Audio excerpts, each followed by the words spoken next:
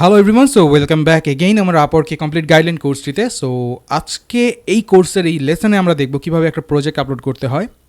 That means আপনি যদি একটা নতুন অর্ডার পেয়ে থাকেন, সো আপনি ধরেন ক্লায়েন্টের রিকোয়ারমেন্ট অনুযায়ী আপনি কাজটা কমপ্লিট করেছেন, এখন এই কাজটাকে আপনার সাবমিট করতে হবে।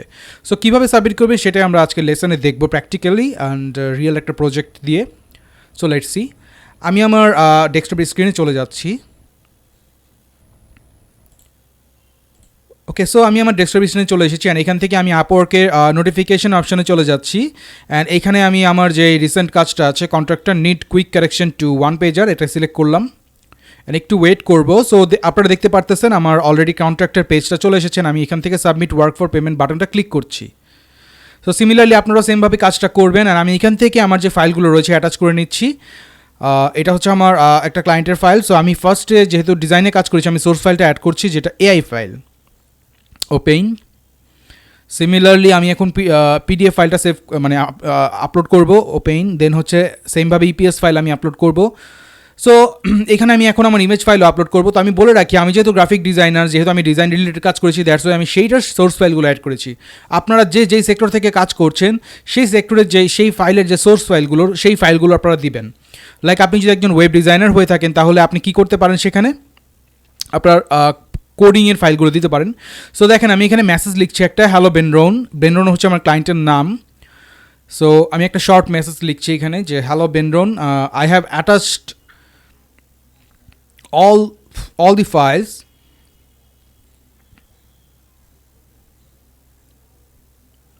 after correction. দ্যাট মিনস আমি ক্লায়েন্টের কিছু কারেকশন নিয়ে কাজ করেছিলাম, মানে আমি ওকে ফাইলটা ফার্স্টে ইনবক্সে দেখানোর পর আমাকে শর্ট কিছু কারেকশন দিয়েছিল, দেন আমি কারেকশনগুলো ডান করে এখন আমি ফাইনালি ফাইলটা সাবমিট করছি।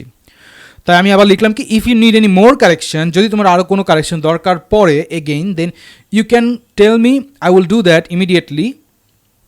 ওকে, এরপর আমি একটা ট্রিক্স অ্যাপ্লাই করব এখানে। দেখেন বেসিক্যালি অনেকেই কী করে যে প্লিজ যদি আমার কাজ পছন্দ হয়ে থাকে আমাকে প্লিজ 5 স্টার রেটিং দাও, 10 স্টার দাও, 100 স্টার দাও, এই সেই অমুক সমুক অনেক কিছু। বাট আমি এইটা অ্যাপ্লাই করি না।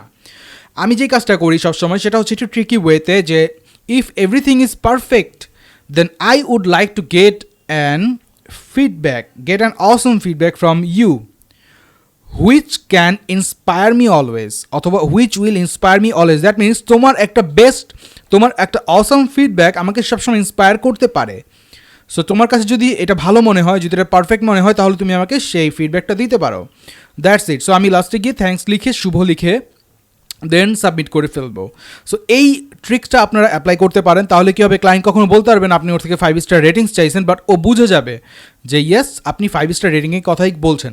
ওকে ডান। সো এখানে ওরা আপনাকে একটা কমপ্লিমেন্ট দিবে যে nice job completing the last milestone blah blah blah. So আপনি যদি ক্লায়েন্টকে আরও কোনো মাইলস্টোন সেন্ড করতে চান তাহলে আপনি প্রপোজ মাইলস্টোনে সিলেক্ট করবেন। আর যদি মনে করেন যে না দরকার নেই তাহলে আপনি ক্লোজ করে দিতে পারেন অথবা নো থ্যাঙ্কসে ক্লিক করতে পারেন। So this is the way actually যে কীভাবে আপনি আপনার ক্লায়েন্টকে ফাইল সাবমিট করবেন। অ্যান্ড ক্লায়েন্ট যখন আপনার ফাইল অ্যাপ্রুভ করে ফেলবে তখন আপনি সেই ফাইলের এগেনস্টে ক্লায়েন্ট যেই ফিডব্যাকটা দিয়েছে আপনি তাকে পাল্টা একটা ফিডব্যাক দিতে পারবেন।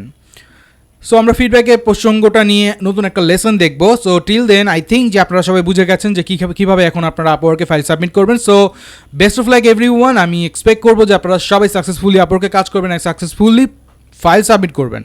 সো টিল নেক্সট লেসন দেখা হবে আপনাদের সাথে আবারও। সবাই সুস্থ থাকবেন, ভালো থাকবেন অ্যান্ড গুড বাই এভরিওয়ান।